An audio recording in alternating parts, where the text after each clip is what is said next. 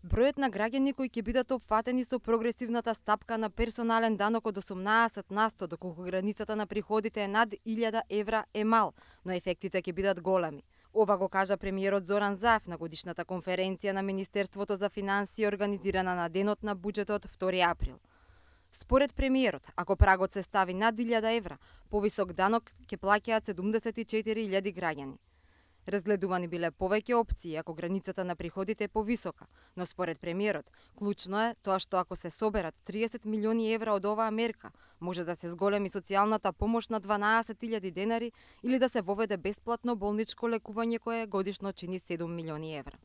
Со буџет кој што е некаде 33-4% од нашиот бруто домашен производ, можеме и така многу што да направиме за унапредувањето на квалитетот на живот во Република Македонија, но истовремено по пат на дебата да ги подобриме и перформансите на буџетот, но секако и да ги зголемиме ефектите кои што граѓаните ги очекуваат од секоја влада, така и од нашата влада.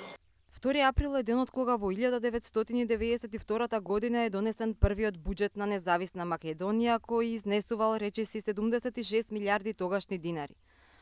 Наредната година тој бил околу 1 милиарда марки или околу 500 милиони евра. Од тогаш па до денес, за 26 години, буџетот енормно растел, за годинава да достигне 3,4 милиарди евра. Ако се соберат сите буџети досега, излегува дека сите влади за 26 години потрошиле над 50 милиарди евра, но ефектите за граѓаните се минорни, односно незабележливи. Исто така би сакала да нагласам колку е важно да се зголеми ефикасноста на јавното трошење.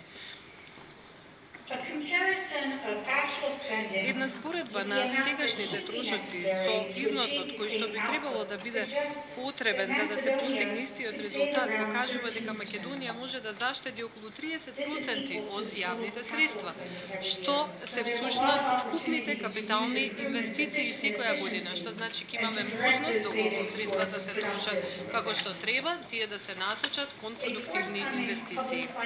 Дека заостануваме зад развиените земји во контролата на трошење на државните пари, потврди и собранискиот спикер Талат Џафери. Останува отворено прашањето колку како собрание ги користиме на ефикасен начин овие деловнички и законски можности за контрола, како врз прибирањето, така и врз трошењето на парите на граѓаните. Ако сакаме да бидеме критични и објективни, тогаш мораме да признаеме дека ние заостануваме од она што е вообичаена пракса во развиените демократски држави. Министерот за финансии Драган Тевдовски рече дека 2 април ќе биде ден на буџетот и дека досега овој ден не се одбележувал, но дека тој е многу важен, оти буџетот е крвотокот на една држава.